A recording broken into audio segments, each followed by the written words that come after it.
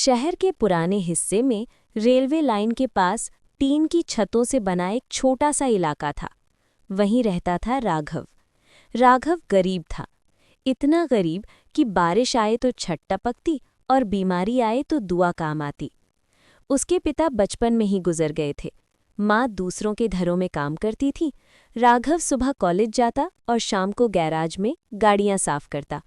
उसके सपने बड़े नहीं थे, बस माँ को आराम की नींद दिलाना चाहता था। उसी शहर के सबसे पॉश इलाके में एक आलीशान बंगले में रहती थी अनन्या। अनन्या अमीर थी, नामचीन बिजनेसमैन की बेटी।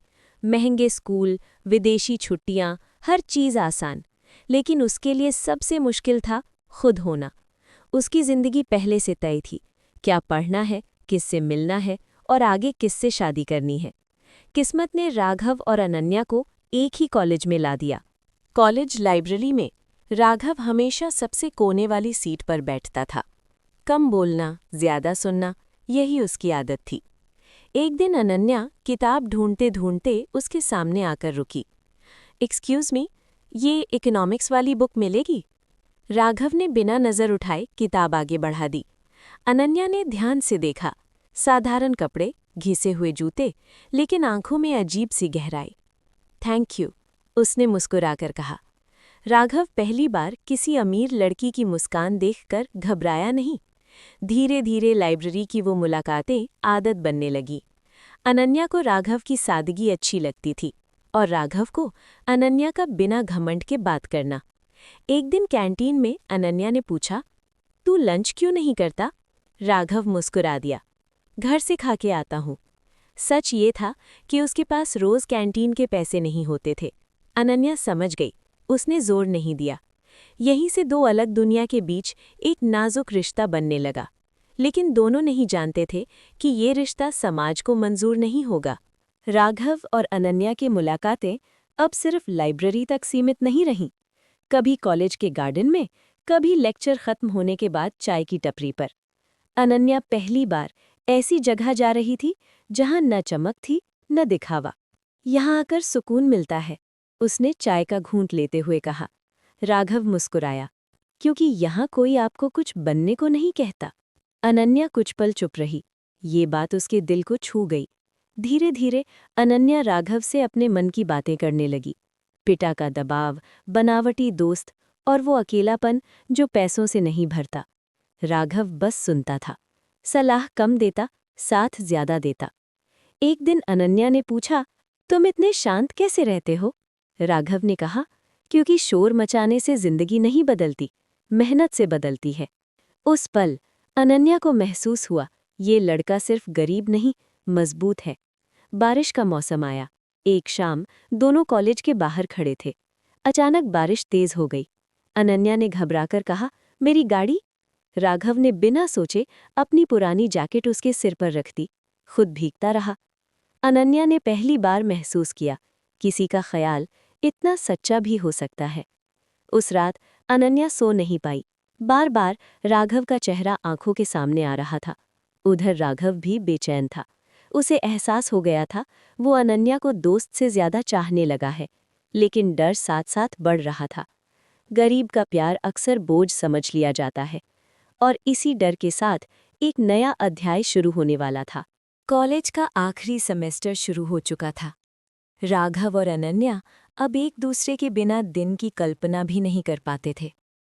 लेकिन दोनों के बीच एक अनकही चुप्पी थी, जो बात दिल में थी, जुबान तक नहीं आ पा रही थी। उस दिन कॉलेज में फेयरवेल था। अनन्या नीले रंग की साड़ी में आई थी, सादगी लेकिन शान। राघव उसे दूर से देख रहा था।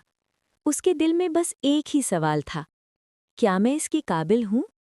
शाम को अनन्या ने राघव को कॉलेज के पीछे वाले गार्डन में बुलाया। हवा में हल्की ठंडक थी, आसमान गुलाबी हो रहा था। अनन्या ने गहरी सांस ली। राघव, मुझे तुमसे कुछ कहना है। राघव का दिल जोर से धड़कने लगा। जब मैं तुम्हारे साथ होती हूँ, अनन्या बोली, तो मुझे पहली बार लगता है कि मैं सच में जिंदा हूँ। उसकी आंखें भर आईं। मुझे तुमसे प्यार हो गया है। कुछ पल के लिए राघव कुछ बोल ही नहीं पाया। फिर उसने धीमी आवाज में कहा, अनन्या, मैं भी तुम्हें चाहता हूँ, लेकिन ये रास्ता आसान नहीं है।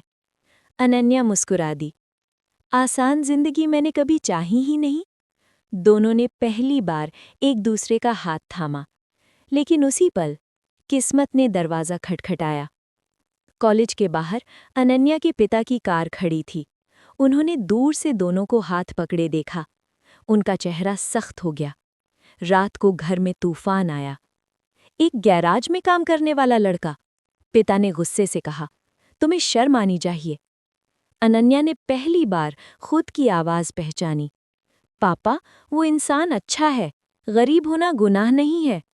पिता ने सख्त लहजे में कहा, तुम्हारी शादी मैं तय करूंगा और उस लड़के से दूर रहो। अगले दिन राघव को कॉलेज बुलाया गया। सामने बैठे थे अनन्या के पिता और उनका ड्राइवर। टेबल पर एक लिफाफा रखा गया। पैसे ले लो, पिता बोले, और मेरी बेटी से दूर हो जाओ। राघव का चेहरा लाल हो गया। मेरे पास पैसे नहीं हैं, उसने कहा, लेकिन इज्जत है, और वो बिकती नहीं। पिता ने ठंडी हंसी हंसी। इज्जत पेट नहीं भरती। राघव बाहर निकल आया। उसकी आंखों में आंसू थे, लेकिन सिर झुका नहीं था। उधर अनन्या को सब पता चल चुका था। उसने राघव को कॉल किया। मुझे छोड़कर मत जाना, राघव ने भारी दिल से कहा। अगर मैं रुकूंगा तो तुम्हारी जिंदगी मुश्किल हो जाएगी।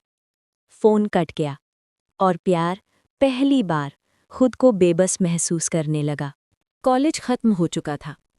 अनन्या की जिंदगी फिर से तयशुदा रास्ते पर लौट आई जा रही थी। नई गाड़ी, नया ड्राइवर, नया मोबाइल नंबर। राघव से बात करने के हर रास्ते बंद कर दिए गए। घर में हर तरफ निगरानी थी, लेकिन दिल, वो किसी के काबू में नहीं था। रात को अनन्या तकिए में मुंह छुपाकर रोती। उसे राघव की आवाज़ अब भी सुनाई देती थी। उधर राघव, उसने शहर छोड़ दिया। माँ को साथ लेकर एक छोटे शहर में चला गया। दिन में काम, रात में पढ़ाई।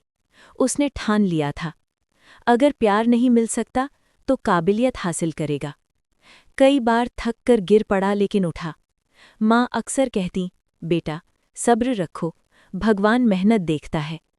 राघव बस मुस्कुरा देता। साल बीतते गए। अनन्या की सगाई तय कर दी गई। लड़का विदेश में सेटल था, अमीर और समाज को मंजूर। अनन्या ने विरोध किया, लेकिन इस बार उसकी आवाज़ दबा दी गई। राघव को ये खबर अखबार से मिली। उसने कागज़ मोड़कर रख दिया। उस रात उसने पहली बार खुद को रोने दिया। लेकिन अगले दिन वो फिर काम पर चला गया, क्योंकि गरीब आदमी के पास दर्द के लिए भी वक्त कम होता है। एक शाम अनन्या को एक चिट्ठी मिली, हाथ से लिखी हुई। मैं तुम्हें भूल नहीं पाया, लेकिन अब तुम्हें आज़ाद करना चाहता हूँ। खुश रहना, यही मेरा प्यार है। चिट्ठी पढ़ते ही अनन्या बेहोश हो गई। 2 दिल अलग अलग शहरों में एक ही दर्द सह रहे थे, लेकिन किस्मत अब भी चुप नहीं थी। 8 साल बाद शहर में एक बड़ा सेमिनार था, युवा उद्यमी और नया भारत। स्टेज पर जिस नाम की चर्चा थी वो था राघव शर्मा।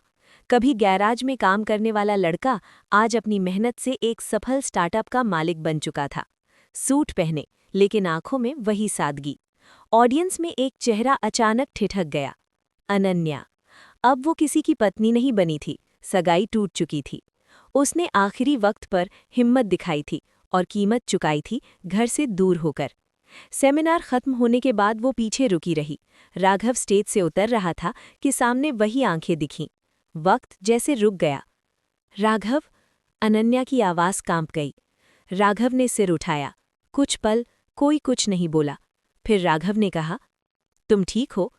अनन्या की आंखें भर आईं। अब हाँ। कॉफ़ी शॉप में दोनों आमने सामने बैठे। बीते सालों की बातें, अधूरी बातें, दबी हुई सच्चाइयाँ। अनन्या ने कहा, मैंने तुम्हें नहीं छोड़ा था, मुझे मजबूर किया गया था। राघव ने सिर झुका लिया। मुझे पता है, इसीलिए मैंने कभी नफरत नहीं की। अनन्या ने धीरे से पूछा, अब भी? राघव ने जवाब नहीं दिया। कुछ सवाल जवाब से डरते हैं। उसी शाम अनन्या के पिता को राघव की कामयाबी की खबर मिली। उन्होंने मिलने की इच्छा जताई। सामने बैठकर पहली बार उन्होंने कहा, शायद मैं गलत था। राघव ने शांत स्वर में कहा, गलत सिर्फ आप नहीं थे, हमारा समाज भी था। कमरे में सन्नाटा छा गया। अब आखिरी फैसला सिर्फ 2 लोगों का नहीं था, 2 जिंदगियों का था। राघव और अनन्या की मुलाकात के बाद कई रातें ऐसी थीं जब दोनों सो नहीं पाए। पुराना प्यार फिर से जाग चुका था, लेकिन अब सवाल अलग था। क्या प्यार सिर्फ एहसास काफ़ी है या हिम्मत भी चाहिए? अनन्या ने सबसे पहले फैसला लिया। वो अपने पिता के सामने खड़ी हुई, बिना डर, बिना आंसू। पापा, उसने कहा, मैं अब किसी से भागना नहीं चाहती। मैं अपना जीवन खुद चुनना चाहती हूँ। पिता ने गहरी सांस ली। और वो लड़का? अनन्या ने सीधे कहा, वो इंसान है जिसने मुझे बराबरी दी। दूसरी तरफ राघव की माँ ने उससे कहा, बेटा, प्यार में छोटा बड़ा मत देखो। अगर दिल सच्चा है तो झुको मत। राघव समझ गया, अब पीछे हटना कायरता होगी। एक दिन शहर के उसी कॉलेज में जहां कहानी शुरू हुई थी, दोनों फिर आमने सामने खड़े थे। अनन्या ने पूछा, अगर आज भी रास्ता मुश्किल हुआ तो? राघव मुस्कुराया, इस बार मैं अकेला नहीं हूं। उसने उसका हाथ थामा, खुली जगह पर, बिना डर। अनन्या के पिता ने शादी के लिए हामी भर दी, शर्तों के साथ नहीं, सम्मान के साथ। शादी सादी थी, न दिखावा न शोर, लेकिन आंखों में सुकून था। शादी के बाद राघव और अनन्या ने एक ट्रस्ट शुरू किया, गरीब बच्चों की पढ़ाई के लिए, क्योंकि उन्हें पता था प्यार सिर्फ मिलने में नहीं, देने में भी होता है। अंतिम पंक्तियाँ, गरीबी और अमीरी इंसान की हालत बताती है, औकात नहीं। और जब 2 दिल एक दूसरे को बराबरी दें, तब प्यार सच में अमीर हो जाता है।